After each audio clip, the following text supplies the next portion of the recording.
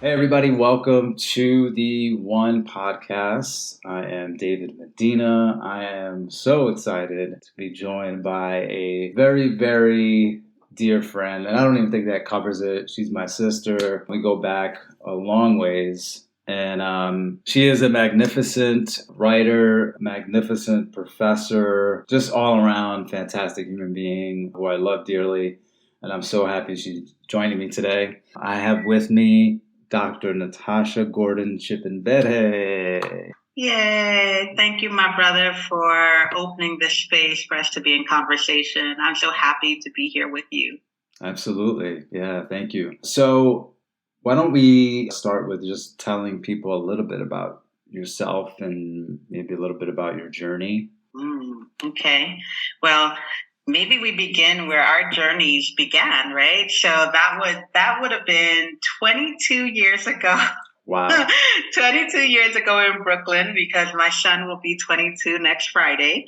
And, just remembering we were in Brooklyn at the Inkiru Books bookstore, and I was running the writing workshop. And I remember looking at Dave and saying, I think I'm in labor. And yes, I mean, it has been a journey indeed. I am formally trained as a African diasporic literature professor. I have my doctorate from the University of South Africa. And probably for the last 25 years, I've been teaching writing and literature, thinking about particularly the subject of slavery, the transatlantic slave trade, and thinking about ideas around representation and Black women's bodies, particularly within the transatlantic slave trade moment and its implications today. And so I have done a lot of my work on Sarah Bartman. Some people know her, unfortunately, by the pejorative title, the Hottentot Venus. But Sarah Bartman was a Khoisan woman who was taken and exploited in Europe in the early 19th century. And then in my journey as both an academic, I'm also a mother of two, and I'm a wife of a musician. And we were in Brooklyn for many years raising our children. And then 10 years ago, we made the decision to move to my mother's ancestral homeland, Costa Rica. And I have always been coming to Costa Rica. My mother, her mother, and my great grandmother are Costa Rican and from Jamaica originally. And they were part of the early 20th century migration of Jamaicans and other Anglophone Caribbean people who came to the Caribbean coast of Central America. So think about Nicaragua and Blue Fields, think about Limon in Costa Rica, and then obviously in Panama, where people were working on the Canal Zone. So that whole Caribbean stretch is where you had all these migrants who were coming into to labor, right? So these were not enslaved people; these were people who were contracted. And of course, we know that one of the people who first came over to Puerto Limon in Costa Rica was Marcus Garvey, right? And so even today, we have a UNIA branch that is still thriving in Puerto Limon today. So that's kind of where my people originated. And I've always come to Costa Rica with, either visiting my grandmother or in recent years with my children, and my husband. We'd come for Christmas vacations, but it's radically different, right? When you're coming to visit family and you're on vacation, and then it's like, wait a minute, I got to pay the rent. I got to buy a car. I got to go to the grocery store. I got to put my kids in school, and creating a life someplace. And so we made that decision right at the end of Obama, and looking and sort of taking the temperature of the United States. And we realized, because we are readers of history, that it could only go bad. It could only be repressive after 8 years of being under Black leadership in whatever capacity that Black leadership showed up as, right? Mm-hmm. The point is that even visually, the messages that were being sent needed to be put back into the box. And essentially that's how Trump emerges, right? Which we sort of understood that was coming. And so we moved to Costa Rica in 2014, and it has been 9 years of really beautiful living. You know, my children are completely bilingual, and I teach for a university, a U.S. university in Costa Rica, and I've also had the opportunity to write a historical fiction book, which is something I've always wanted to do since probably about age 5. That's a long bio. Since age 5. That's amazing.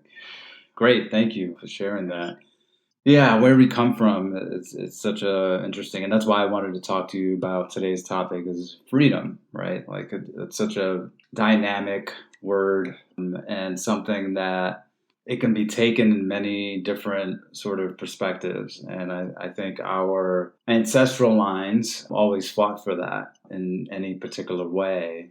So my first question to you is, can you identify a moment in your life where you felt free? Yeah, I absolutely remember. I mean, I think that there are multiple moments of freedom. And in thinking about how over life I've defined what freedom is, I think in studying slavery, I've always been very, very clear about what enslavement and the lack of freedom means, particularly in thinking about enslaved African descendants. But for me, I will remember in my junior year at undergraduate, I went to Vassar College and I did a BA in English. And I was one of very few Black people on campus. It's a very predominantly white university. But I was one of 2 in the English department. Everybody else went to Africana studies. I was like, I'm going to stick with English. But anyway, so my goal with my best friend was that we were going to spend our spring semester of junior year abroad. And I remember going, absolutely, I'm going to go to England. That's where I want to go. She's going to go to Paris to study in the Sorbonne, and then I'll spend the summer in Paris with her. So we had this whole thing planned. And I remember going to the study abroad office, and they were like, well, you need in your English classes, like your major, you needed to have like a 3.82, right, in order to go and to qualify. And I had like a 3.79. Right. And I was devastated. I remember walking across the quad just in tears. And then I went back to my best friend's dorm room, and her boyfriend was there. And she had a world map on the wall, and he pulled it down and he put it on her bed. He was like, and he was a senior at that point. He was like, just choose someplace else, right? And it had never crossed my mind, because we had the plan. I was going to go to Cambridge, she was going to go to Sorbonne, and that's how it was going to work. And I was like, tears going down my face, and I was like, oh. And so I did. I literally closed my eyes, I turned in circles 3 times, and I put my finger on the map. And it landed on Kenya. And so I was like, oh, Africa. Never been to Africa before, never even thought about Africa before. Like, okay, and this is me at like 19, right? And so I marched back across the quad, went back to the study abroad office. I remember it was raining that day. And I was like, well, can I go to Kenya? And they were like, yeah, you only need a 1.1 GPA to go to Kenya. And I was like, okay, so I'm going to go to Kenya. And I was like, and then I'll fly back into Paris and spend the summer in Paris. And so I went to Kenya. And there are 2 moments of freedom. So one, the first night, and of course, I was like one of 3 Black women in a program, a study abroad program, with the directors were white Americans and everybody else was a white American. But it was the first time I had ever been in a space where I was literally reflected in everybody. So I was part of a majority for the first time. But I remember they literally picked us up from the airport, and they were like, we're going to like safari for the weekend to do an orientation. And we went out and we did our orientation. And then at nighttime, they were like, well, the bathrooms, you have to brush your teeth and everything, is like outside. So you need a little flashlight. And I was like, oh my God, there's like wild animals and everything, because this is a safari, right? And I'll never forget this moment. I walked out and I looked up. And the star, it was literally the Milky Way. I'd never been in a space that dark before in my life. But I looked up and I wept like a baby. Like it was my first time coming into the world. My heart was so full. I was like, oh, I'm here. I didn't have any motherland, claim me Africa. I didn't have any of those aspirations. But at that moment, it was just, it was beyond magic. It was like, you are here. Be welcome. It was so freeing that moment. I just felt I can do anything. I've arrived. My eyes have been open. I'm in this place. I can embody anything I want. I can be anyone I want from that moment of splendor of being in Africa, of just, And one other last moment was also in Kenya. That same semester, we were part of a group that went to do a community service project in Kajiado, which is a Maasai area right in the border between Kenya and Tanzania. And we were building like a water tank. So the Maasai women didn't have to walk so far to get their water every day. So we kind of centralized it and put piping in and put a central tank there in their area. And we were doing that. We were living in tents and the whole thing, no running water, no electricity, but the day would get so hot. So we'd get up and work at like 4 o'clock, 5 o'clock in the morning, digging and doing everything. But after lunch, you could do a siesta or whatever. But I found this hill that I could go up, and I climbed this mountain every single day. And there were these huge rocks, and they were like monkeys and everything. They didn't bother me. But I remember the first time I climbed up there, I could see into Tanzania. The view was spectacular. And there was something that was so liberating in that moment. It was sort of like, I don't know, I felt like I was in a green spiritual vortex where it just felt like the possibilities of my life and the journey that I was going to go forward on was impeccably blessed. And that for me was freedom. Wow. That's chill. That gives me chills. Wow. That's amazing, because it speaks to when we have all these plans and we know exactly where we want to go, and all of a sudden the door closes, the blessing of that man bringing down that map, in that moment, showing you, just simply pointing at something, and it just opened up this whole world for you that you never the rest of my life. Yeah. For the rest of my life. That's it. Your path. It just opened up this path. It's amazing. I just love those kinds of moments in life. And I think when we leave ourselves open to those things, because you could have easily said, dismissed him and was, just been in your, hurt and your sorrow about it. But you were open to it, and it just led you to this beautiful journey that you've been on, which is amazing. That's awesome. I love that. So inside of freedom, there can be a lot of different things. Like we can talk about it from a society perspective, obviously with slavery, and there's political sides of it with everything that we've been going through in this last decade or so. There's also personal freedom, like the things that you've personally freed yourself from. Are there any places for you internally and spiritually where you feel you haven't freed yourself yet? Good question. Yes, I think that even though I'm doing better with it, I think that my relationship with money, and thinking about abundance and wealth and having enough, particularly in starting over again in a new country and not knowing what all the parameters are, right? That is definitely, if I think about something that brings me fear, because in some ways the lack of freedom induces fear, it is that. So, I definitely encourage my children to be financially literate and to save. And these are things that I never knew. I mean, I'm just sort of, flying and figuring it out, and lucky that I have talents that can be utilized in some ways.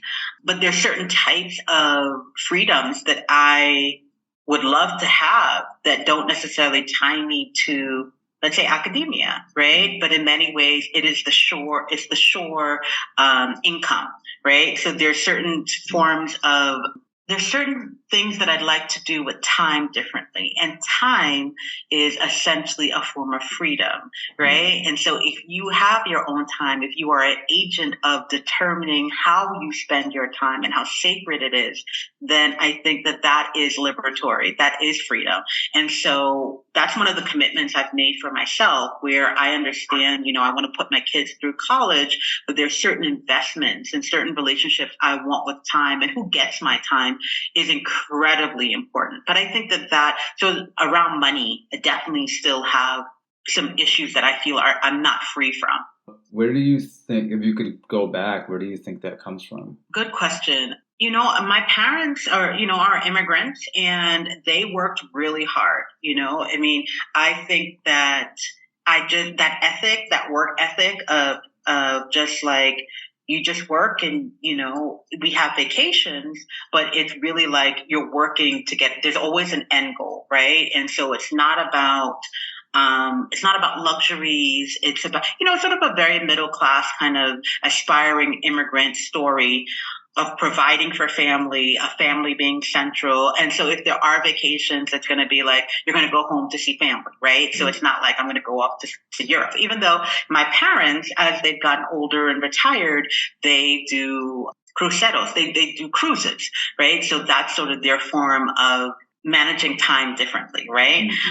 But I think it's the example of, even though my parents, don't have debt, and thank God they're in good health, I think that their work ethic was something that I saw. And if they wanted something, they worked towards it. It wasn't like they were sitting on a pot where they could just randomly say, okay, I'm going to do this. They don't own property. And for a long time, I thought, like, I'm just going to be moving around the world. I don't need to be like, locked into a home space for 30 years, paying a mortgage or anything. Even though they're debt free, they don't own that. I mean, I realized, like, today, I'm working towards owning a house that I want my grandchildren to be able to come, and that I can put my grandchildren in a line where they are property owners, at some point. That's my desire for my children, thinking about the future and generations in ways that are abundant, and not just, okay, we have a vacation, we're going to save a little bit. It's always like putting something aside, but I want to see life more abundantly. That's beautiful. Yeah, I mean, I think the idea of, abundance can come in many different forms, right? It's not necessarily money specifically. I know for me, when I was growing up, it was the idea of money was always about, we had to keep it, right? That was the energy, like, keep it, save it. And I had to do some undoing around that, because it was always, like you said, there's this exchange of time for money that we have been duped into, that this is the way it should be. And it's like, time is the best resource that we have, right? So it's like finding ways in which I was able to undo some things around money for myself, where I'm not as afraid to spend it. I'm not as afraid to, like, I'm always like, I have to hoard it or save it, or, I always know there's more coming. I have that energy towards it, because that's all it is. Money is just energy exchange, right? It's just and the more you hold on to it, the less energy is going to come through. Exactly. But yeah, and there's something that beautiful thing that you said about time. It's like that's a form of freedom. This idea that you can manage your own time, spend your time how you want it, and you don't want to have to spend it 40 hours a week working for someone else to get a paycheck in exchange. Yeah, so that's a beautiful, beautiful sentiment. Well, let's talk about your book. There's obviously a lot of ideas of freedom in that book for me. When I read it, there was the idea of, but there was like these different enslavement agreements almost. Like there was different levels of freedom. Is that the right way to say it? And it was just an interesting thing to see the lines between freedom and enslavement, and like how blurred they were and sort of disguised in language. you had a little bit of freedom, but not all of it. It was just these weird dynamics. So tell me what led you to write this beautiful book. And by the way, the book that I'm referring to is this beautiful historical fiction that Natasha wrote called Finding La Negrita, available everywhere. It's an amazing book. I highly recommend it. And so tell us the journey of like, one, what had you want to create this book in particular? And then talk about sort of the ideas of freedom inside of these characters. So you got right at the center of it. Really, the intent of this book was to struggle through the concept of freedom. It was a central theme, and how tenuous it is. Even if in technical terms you were free, right? You were not an enslaved person during this colonial period. So Finding La Negrita took me 7 years to write and research as a historical text. And originally what I wanted to do was I was trying to figure out and having conversations with my mother, who's a Costa Rican, trying to really figure out how Costa Rica, which sort of presents itself as a very white presenting, even though it's all mestizo. And I'm sure if we did some ancestry.com, we would see how many African descendants there are. But essentially, it's a white presenting, sort of the Switzerland of Central America. It doesn't have an army, very environmentally conscious. There's about 5 million people here today.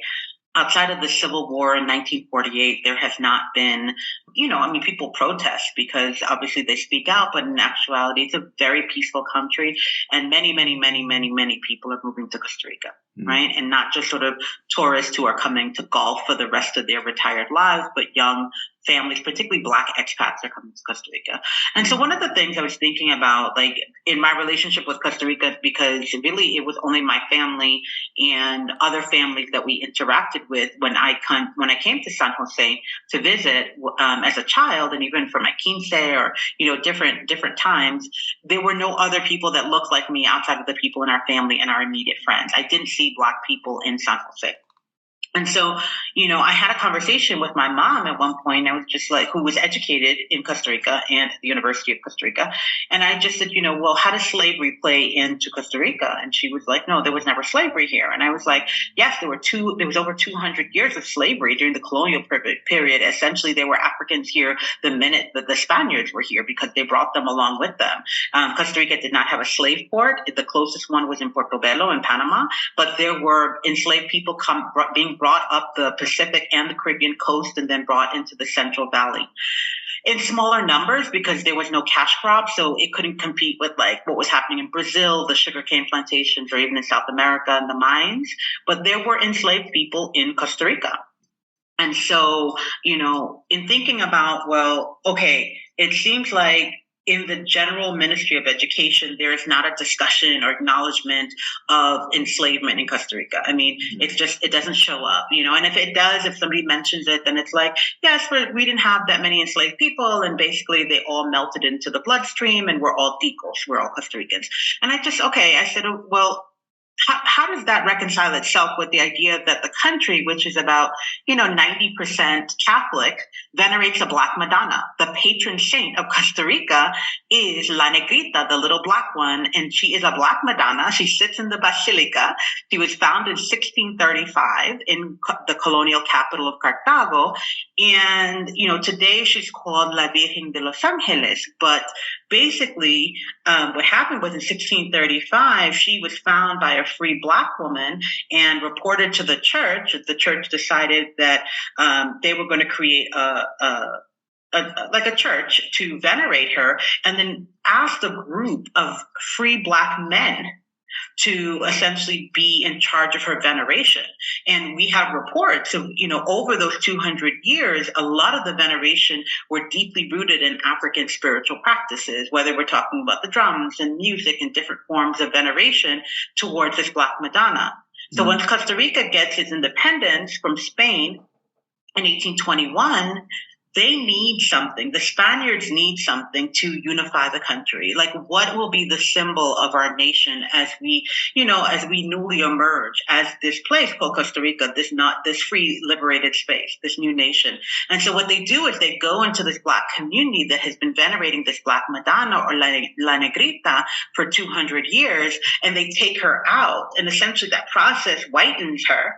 They create this huge cathedral, and she is now La Virgen de los Angeles. Her patron, she's the patron of the country, and August 2nd is her national day. Meaning, if August 2nd falls on a Tuesday, Wednesday, Thursday, nobody's going. It's a national holiday. People pilgrimage from all over the country. They walk to petition La Negrita. If you go into the country, into the hills, at different turns, you'll see the icon of La Negrita. If you go into little stores, bodegas, you will see behind the counter near the cash register the icon of La Negrita. She's everywhere in Ubers and taxis. People replicate that, and she is part of traditional Costa Rica. She is an embodied part of their religious practice.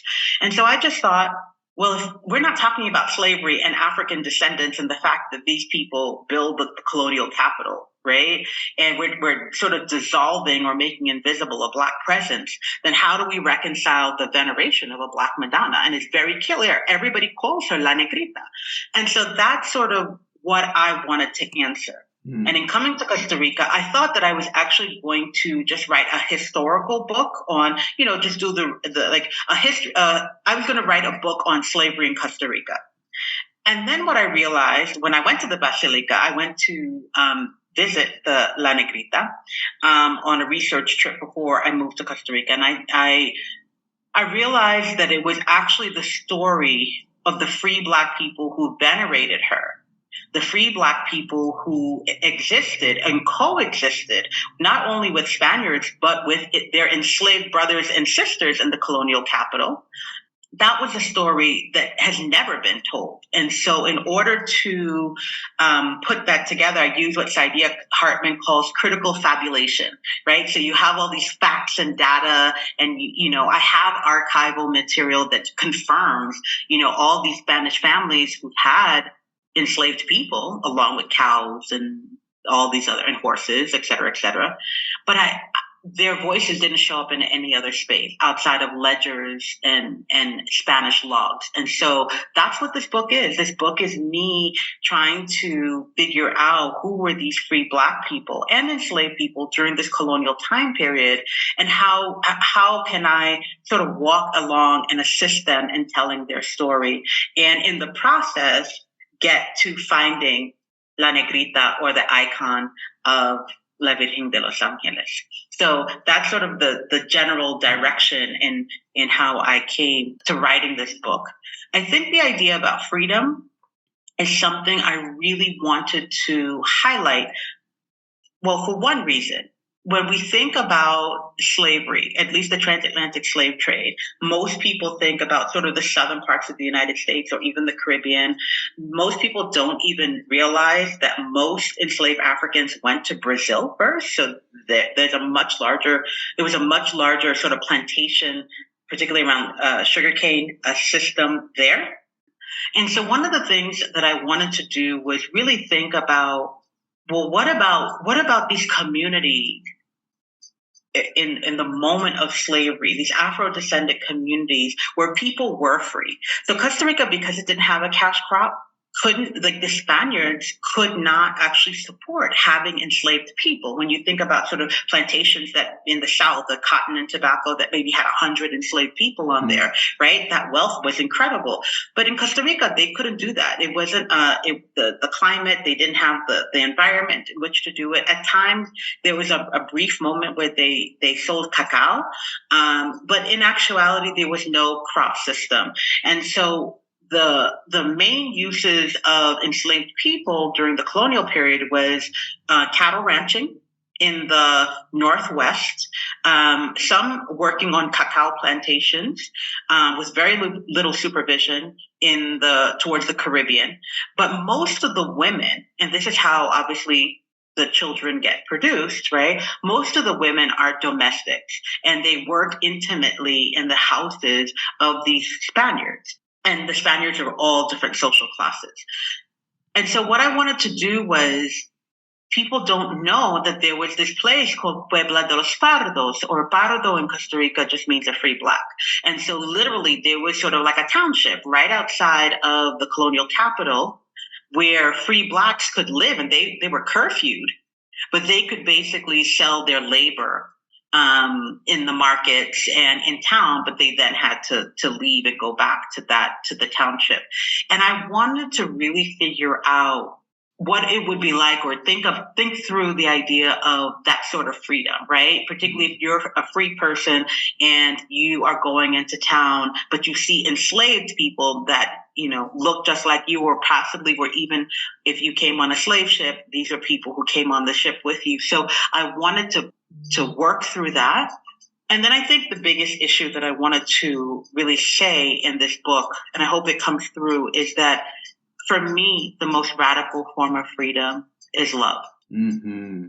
Yes. And why did you come to that conclusion? Why did you want to communicate that? Because I believe in love very deeply. And I am someone who loves deeply, but also someone who receives love. I am very well loved by, my partner, my children, my family, my friends. I'm very privileged to be in that position, so I know what it feels like. And I'm a romantic at heart. And so I think about, in studying slavery over the last 20 years, the most radical forms of revolution is when people decide not only to love themselves, even if their bodies are not their own, but the risk loving someone else, even if your child, your partner, loving a parent, a sibling, when they could be taken away from you, right? But even just being willing to do that, I question things like, mattress, is it mattress? No, it's not matricide. It is infanticide, right? Where women who were enslaved during the Middle Passage threw their babies over into the water, right? Rather than knowing that whatever was going to come based on what they had already experienced was not anything they would want their children to have to experience, that unknown, just based on the terrors they had already faced. And so is that an act of love? Is jumping ship? Is that an act of self-love and agency? Is that a form of Black anarchy? Is that, so I just think about all these ideas around agency, but I think love is the most powerful because it brings hope. Mm-hmm. Yeah. And as you're saying that, is it Dakari? Is that the character? Dakari. Because he lost his wife. He has his daughter. And then he's in love with someone who is enslaved, and wanting to, essentially buy her freedom so he can be with her. And that's the risk, like, he's taking, with love. But it also, speaks to, and this is, prevalent throughout the book with these characters, is the courage that it takes to do that.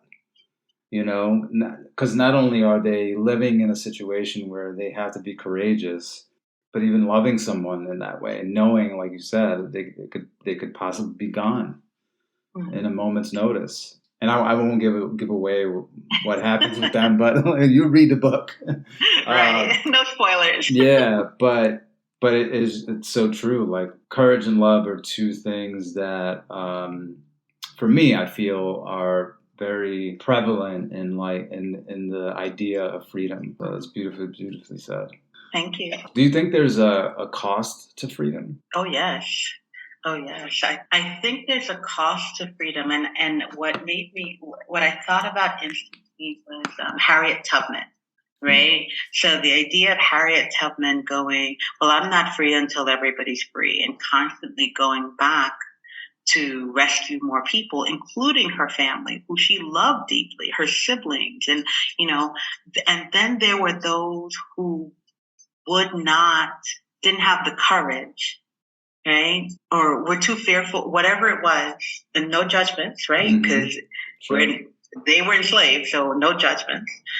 But I think about that. I think about, Tubman's vision of freedom was like, either we're going and following the North Star, or, you're going to have to stay back. Like, I can't convince you, but I just thought, well, yeah, that's the loss, right? Yes, of course, you want all your people to be like, we going with you. Let's go.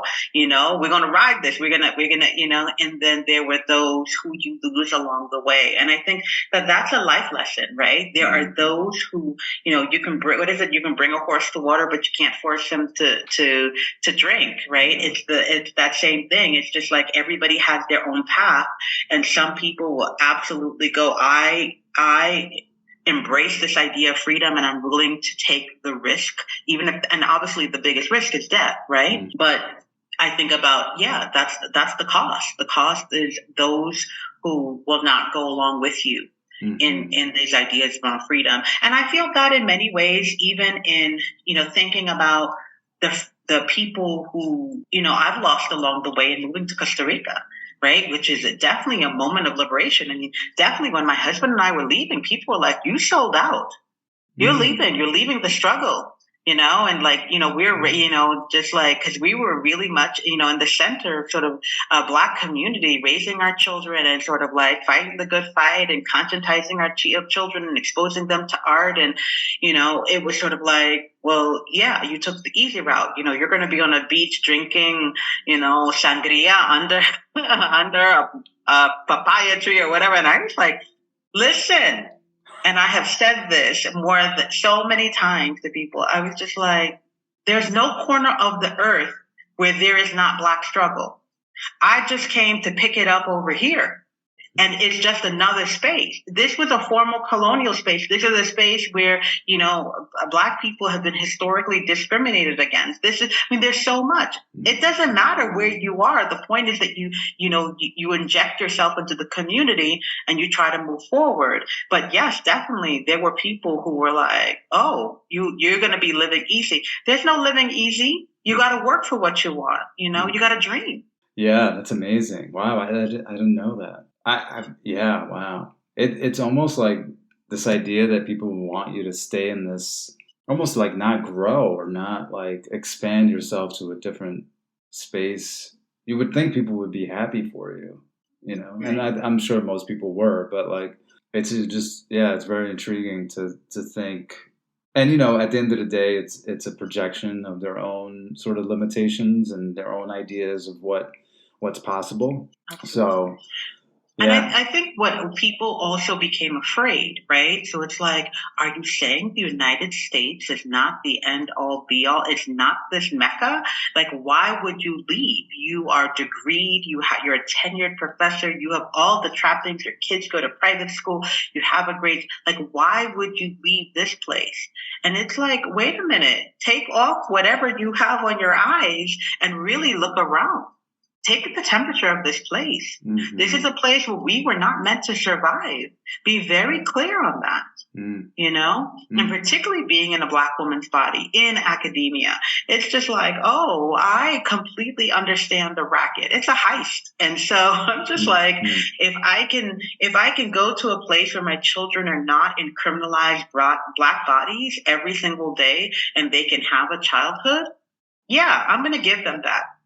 I'm absolutely going to do that. And I'm going to go to Central Americas. Do you know how long it took people? They were like, Puerto Rico? You're in Puerto Rico? And I'm like, Costa Rica, guys.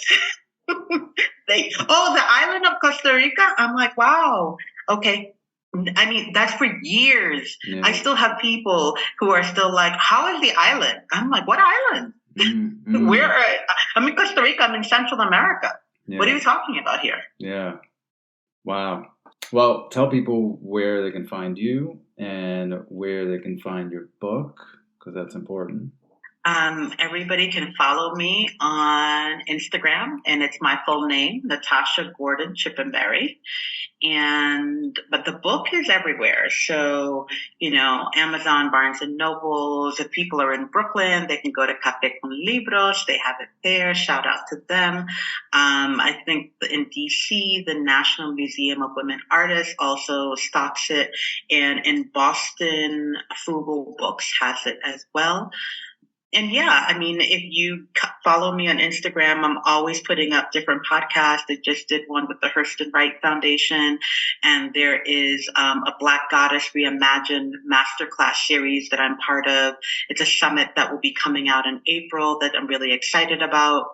And more than anything else, I really would love to have the book read in schools and, for students to engage me. I mean, I am more than happy to Zoom in on calls and talk to a class of students, particularly students. I know lots of students come to Costa Rica for study abroad programs. And I think that this would really give sort of a good foundation, a historical foundation to exploring Costa Rica as a student.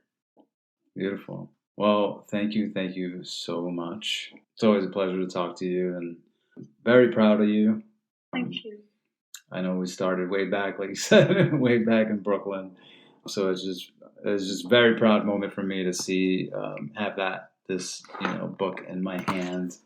Yay. It's just pretty cool. Well, thank you so much for joining me, and everybody get Finding La Negrita by Dr. Natasha Gordon-Chipembere. And yeah, you can find her everywhere. Thank you. Hope you enjoyed the conversation between Natasha and I. Here's an excerpt from Finding La Negrita. My name is Esmeralda. It is only at this time in the morning, when the first birds are remembering the sounds of their voices, calling to the sun to warm their wings after a night of nestle perching, that I can stand outside. I'm 51 years old as far as I've been able to count, which I learned only after being given to the church. I've always been owned by one form of oppression or another. As an enslaved person, my life is one of interiors. I cleaned the church for Padre, and I lived tucked away in a shack behind the looming gravity of stained glass and burnt candle stubs. Today, I stand in my doorway, edged slightly against the frame, so if anyone were to pass, they would have to look twice to see me. Instead of staring up into the fleeting night sky and seeing the shadow of volcano Irasu, I look down at my shriveled left arm, hanging aimlessly against my thin green dress, its color lost years ago with constant washing. It is hard to see the width of this place around me as my left eye remains glassy and visionless. I do not think back to the fire, but shrug off those memories that want to take over.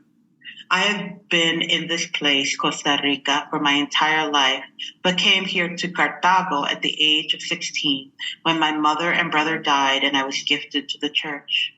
35 years have passed and I serve as witness, now with one eye, to the comings and goings of this very different place. I do not remember the land beyond the sea that many speak about in La Cotera, and I force myself not to take on their longing. Guatemala is the center of the universe in this place of mountains and volcanoes, and trees thick with arms that stretch into the nocturnal homes of hundreds of birds. The air is chill this morning. Padre has yet to stir, though at times I have been called to light candles in the small chapel alongside the altar this early in the morning when he has woken from a restless sleep and prayer is possibly his medicine. I don't know and I do not care about the things that move his world. I only care when his world collides with mine. Today I think about this town that feels forgotten from the rest of the world. The labor of my enslaved brothers and sisters is shared alongside their owners in the cacao farms and cattle ranching to provide the meat which is cooked by enslaved hands at the tables of the pañas in town. I hear them discussing how without a cash plantation crop, they aren't able to compete with the silver mines or sugarcane plantations of Brazil. Our numbers are relatively small, and that is why several have been able to hire themselves out and, over time, eventually buy their freedom. I have seen Dakarai do it, 7 years old and working for all those extra Sundays where he saved every real until he could remove the bitterness of slavery from his tongue and become reunited with his daughter, Jendai. Some, like myself, do not have the fortune of skills that they can manipulate towards freedom. I am a slave of the church, and I know this is how I will die. With my one working eye and arm, it is much more difficult to do the work of cleaning. Yet Jendai delivers water to the church before attending school here with the other children who are free blacks under Padre's guidance. Costa Rica is nestled between two wide oceans, I am told. It does not offer much, and so we are poor and huddled in the confines of the Orosi Valley, pretending that the Spaniards here are not forced to labor among their enslaved workers in order to pay the taxes to the grand audience in Guatemala. The details are hard to work out, but I know there is not enough money to create certain distances between those who are free and owned. What a beautiful, beautiful piece. Once again, I want to thank Natasha for joining me in this beautiful conversation. You can find her book everywhere where books are sold. Again, Finding La Negrita. That is all for me. Thank you for joining us. Stay tuned for another episode on the One Podcast. Thanks.